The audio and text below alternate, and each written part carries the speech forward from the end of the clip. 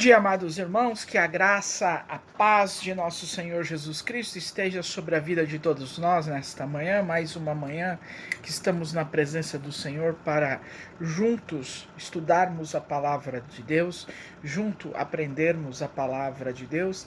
Nesta manhã eu quero, nesta abertura de Escola Bíblica Dominical, quero fazer, ou melhor, quero aprender junto com os amados irmãos, meditando na palavra de Deus, no Evangelho segundo São Mateus, capítulo 23, dos versos, ou melhor dizendo, dos versículos 11º ao 12º, que fala sobre uma questão: humilhado é sempre exaltado pela sabedoria de Deus. Antes de realizarmos esta leitura inicial, quero convidar os amados irmãos para uma oração. Vamos nesse instante fechar os nossos olhos, baixar as nossas cabeças e vamos orar ao nosso Deus. Bondoso, grandioso e eterno Deus, nesta manhã maravilhosa deste domingo, estamos diante de Ti agradecidos pela semana que passamos e viemos também pedir pela semana que está iniciando hoje, Pai.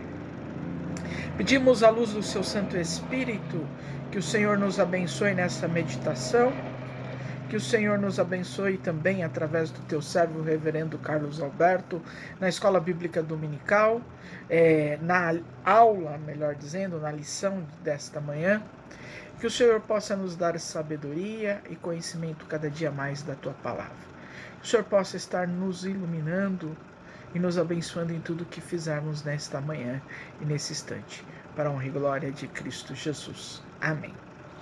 Eu convido os amados irmãos a abrirem suas Bíblias no Evangelho segundo São Mateus, capítulo 23, Evangelho segundo São Mateus, capítulo 23, ou melhor dizendo, 23º, dos versículos 11º ao 12º.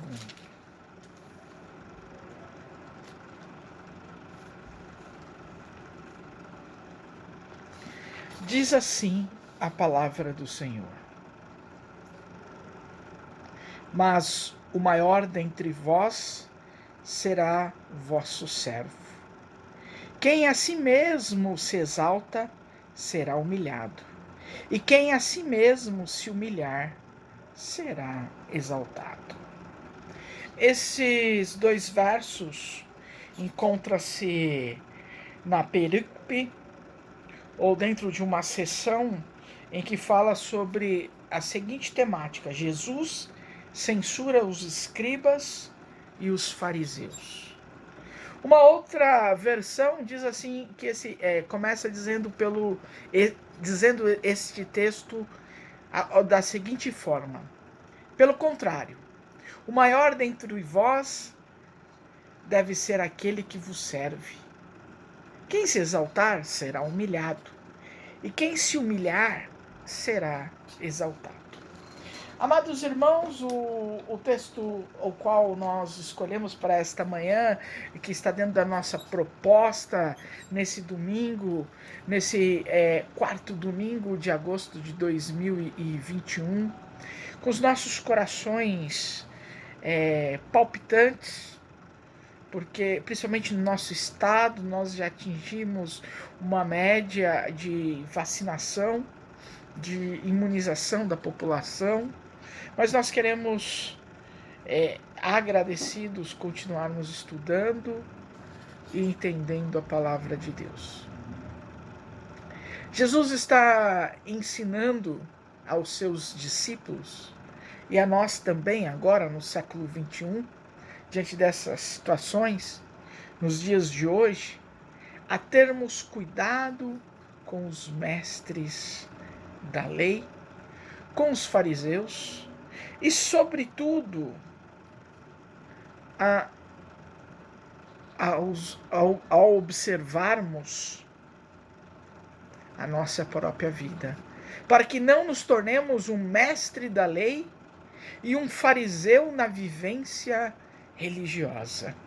É importante dizer que os mestres da lei, os fariseus, eram as grandes referências religiosas na época de Jesus. Os mestres da lei eram mestres da lei porque conheciam a lei, porque estudavam e tinham autoridade sobre ela. Os fariseus eram aqueles que tinham uma observância estrita da lei divina. Observavam até mais que os outros. E Jesus está nos dizendo que eles não servem de referência nem de exemplo, porque eles falam, mas não fazem. Eles ensinam, mas não praticam. Eles cobram dos outros, mas não cobram de si mesmos. Ou seja, eles não têm autoridade. Até escutem eles, mas não façam o que eles fazem. O que eles ensinam sobre a lei não é mentira. A palavra de Deus é essa, mas se eles não dão exemplo, não siga o mau exemplo deles. Isto é, mais do que nunca, pertinente para os tempos em que vivemos. Que se exalta, será humilhado pela vida, mas humilhado, inclusive, pelo julgamento de Deus. É preciso dizer que muitas vezes, até nós, que estamos ensinando a palavra de Deus, precisamos realmente nos revermos, porque não basta ensinar. É preciso viver o que se ensina e não basta falar. É preciso primeiro viver o que se fala, porque senão cairemos na grande contradição da vida religiosa. Venha à memória o que São Francisco de Assis disse certa vez, que temos que a todo tempo pregarmos a palavra de Deus, a todo tempo ensinarmos a palavra de Deus, e quando for necessário, por palavras, até mesmo com palavras. Pois São Francisco faz uma reflexão, levando um contraponto a esse texto que nós estamos meditando nesse instante, do entendimento que a palavra de Deus não é a lei, não é a regra, usos e costumes, mas é a vivência da palavra de Deus. Ser um cristão não basta apenas ficar pregando ou ditando regras, formas de vestir, formas de comportamentos, mas sim é viver a plenitude da palavra de Deus no amor, na igualdade, na partilha, no partilhar do pão, na comunhão, como a palavra de Deus nos traz no Atos, capítulo 2. São religiões que muito cobram hoje em dia e pouco na prática vivem. São autoridades religiosas que são boas para falar, para gritar, para exigir dos outros, mas pouco exigem de si mesmas. Que a palavra de Deus nos ensine não sermos guias cegos, mas sermos guias da luz. E para isso precisamos viver na luz e na graça divina.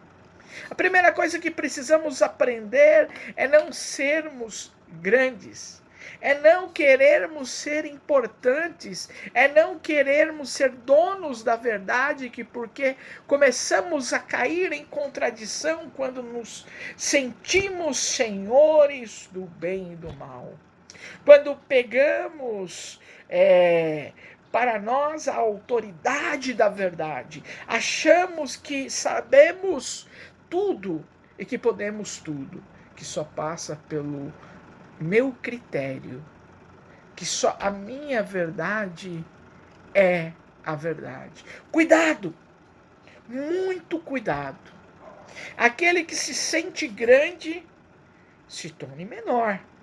Aquele que acha que sabe tudo procure ser aquele que mais deve aprender. A grande lição da vida é sabermos aprender, inclusive com os pequenos. Quem se exalta será humilhado pela vida, mas humilhado inclusive pelo julgamento de Deus. Procure humilhar o próprio coração, a própria sabedoria e a própria razão, que se sente maior do que todos, porque quem se humilha será sempre exaltado pela sabedoria de Deus. Que Deus nos abençoe nesta manhã. Que Deus nos abençoe nesta escola dominical, na lição que nós vamos aprender logo a seguir. Que Deus nos abençoe em tudo que fizermos e que entendamos que precisamos ser humildes para sermos exaltados diante de Deus. Que o Senhor nos abençoe para a honra e glória do seu nome. Amém.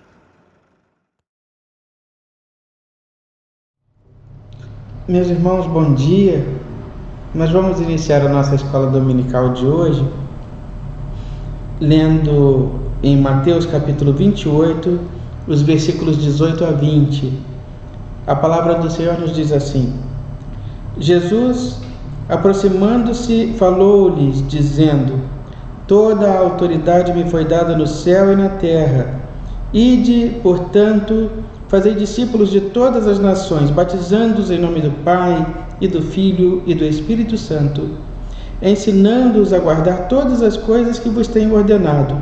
E eis que eu estou convosco todos os dias, até a consumação do século. Meus irmãos, no último dia 12 de agosto desse ano de 2021, nós celebramos 162 anos de presença presbiteriana no Brasil, com a chegada do reverendo Ashbel Green Simonton, oriundo do seminário de Princeton, tendo se formado lá, decidiu ouvir a voz do Senhor, obedecer o seu mando e assumir a condição de missionário em solo brasileiro.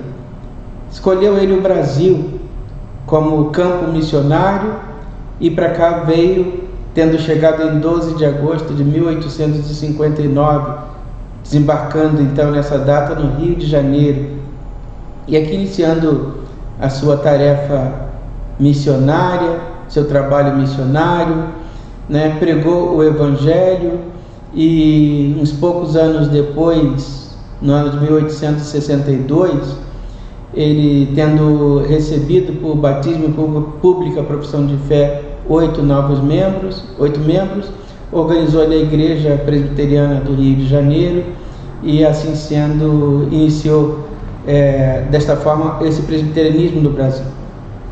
Encorajou Simonton outros missionários a que viessem para o Brasil também, e assim, passados alguns anos, foi organizada também a primeira Igreja Presbiteriana de São Paulo e a primeira Igreja Presbiteriana de Brotas, no interior do estado de São Paulo, e com essas 3 igrejas foi organizado o Presbitério do Rio de Janeiro.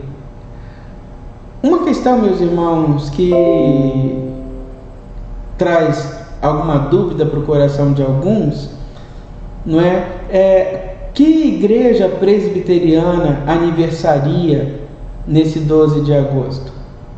Na verdade, meus irmãos, nenhuma das denominações presbiterianas presentes no Brasil aniversaria em 12 de agosto.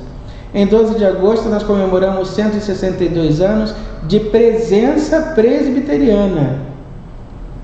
A igreja organizada nessa ocasião, as igrejas, melhor dizendo, organizadas nesta ocasião, elas eram filiadas então à Igreja Presbiteriana dos Estados Unidos. A igreja que estava presente no Brasil a Igreja Presbiteriana presente no Brasil era um sínodo da Igreja Presbiteriana dos Estados Unidos. A presença de missionários americanos era muito grande, muito maior do que de pastores e missionários brasileiros nessa igreja. E isso causou um certo mal-estar já no início do século XX, né? E em 1903, estando reunido o Sínodo do Brasil na Igreja Presbiteriana de São Paulo, primeira Igreja Presbiteriana de São Paulo, ali, né, o Sínodo reunido, um grupo de pastores brasileiros questionou, entre outras questões, né, o fato de a presença dos pastores e missionários americanos ser muito maior do que a dos brasileiros, né? Um grupo liderado pelo reverendo Eduardo Carlos Pereira, que era o pastor da primeira Igreja Presbiteriana de São Paulo. Um outro grupo liderado pelo reverendo Álvaro Reis, que era o pastor da primeira Igreja Presbiteriana do Rio de Janeiro, né, da Igreja Presbiteriana do Rio de Janeiro, era fiel à Igreja Americana e aquilo que acontecia, né? E ali um grupo em torno aí de 17 pessoas, entre pastores e presbíteros, deixou aquela sessão do sínodo e com a intenção, com o objetivo de organizar então uma igreja presbiteriana que fosse legitimamente de brasileiros e brasileira. Então, nesta ocasião, em julho de 1903, durante a reunião do Sínodo do Brasil, nasce, a partir desse grupo dissidente, a Igreja Presbiteriana Independente, que recebe esse nome por ser independente da Igreja Americana, né? Então, nós podemos dizer com isso que a primeira Igreja Presbiteriana brasileira é a Igreja Presbiteriana Independente. Continua o Sínodo dos Estados Unidos como o Sínodo da Igreja Presbiteriana dos Estados Unidos, ou melhor, o Sínodo do Brasil como o Sínodo da Igreja Presbiteriana dos Estados Unidos e fiel à Igreja Americana. Somente em 1910, o Sínodo do Brasil converte-se em Igreja Presbiteriana do Brasil, né? Então a Igreja Presbiteriana do Brasil, a denominação Igreja Presbiteriana do Brasil, nasce em 1910. Neste intervalo, a Igreja brasileira sofre a influência de alguns movimentos, entre eles movimentos pentecostais, que vão dar origem aí à Igreja Presbiteriana Reformada, ou melhor, Renovada, né? A Igreja Presbiteriana Pentecostal e outras denominações assim. Também vão surgir nesse espaço de tempo a Igreja Presbiteriana Fundamentalista e outras denominações presbiterianas. Até que em 1978, né, nasce a nossa denominação Igreja Presbiteriana Unida do Brasil. Todas estas igrejas são presbiterianas. Todas estas igrejas são fruto do trabalho promovido pelo reverendo Ashbel Green Simonton. Todas estas igrejas nascem da pregação do Evangelho. Todas elas têm um caráter e uma doutrina presbiterianos. E todas elas são igrejas presbiterianas legitimamente brasileiras, presbiterianas e brasileiras, de maneira que 12 de agosto de 1859 não é a data de nascimento de uma denominação presbiteriana, mas é a data de implantação ou da chegada do presbiterianismo no Brasil pelas mãos do reverendo Simonton. É isso, e é dessa maneira que acontece. De maneira, meus irmãos, que o 12 de agosto, então, é uma data de todos os presbiterianismos, todos os presbiterianos, né? Então, é uma data do presbiterianismo. Então, de maneira que não é certo dizer que é aniversário dessa ou daquela denominação, porque, na verdade, é uma data de todos os presbiterianos, todos os filhos da pregação do reverendo Simonton, todos os frutos da evangelização promovida pelo reverendo Simonton, resultado deste trabalho fiel de evangelização. Louvado seja o nome do Senhor por ter trazido a nós esse seu valoroso servo, disposto a dar a sua vida num Brasil que não sofria com a Covid-19, mas que sofria a dureza da febre amarela, que inclusive vitimou o reverendo Simonton com pouco mais de 30 anos de idade. Mas é fruto do trabalho desse homem que nós estamos aqui hoje, enquanto Igreja Presbiteriana Brasileira. Que Deus nos abençoe a todos, e louvado seja Deus pela vida dos missionários, daqueles que nos antecederam e de todos os servos do Senhor que deram a sua vida por amor e pela causa do Evangelho. Que Deus nos abençoe a todos e a nós nos guarde.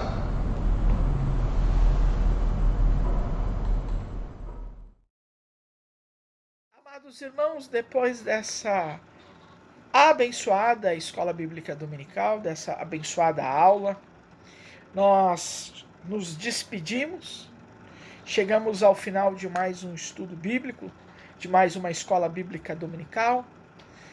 Se não temos o que apresentar diante de Deus, a não ser gratidão, agradecimento por tudo que Deus nos ensinou na meditação da abertura, que Deus nos ensinou nessa escola bíblica dominical nesta manhã. Vamos mais uma vez fechar os nossos olhos, abaixar as nossas cabeças, agradecermos e interceder pela nossa igreja. Deus de amor, Pai de misericórdia e compaixão, nós colocamos nas suas mãos, nos dispusemos e nos dispomos a servir a Tua obra.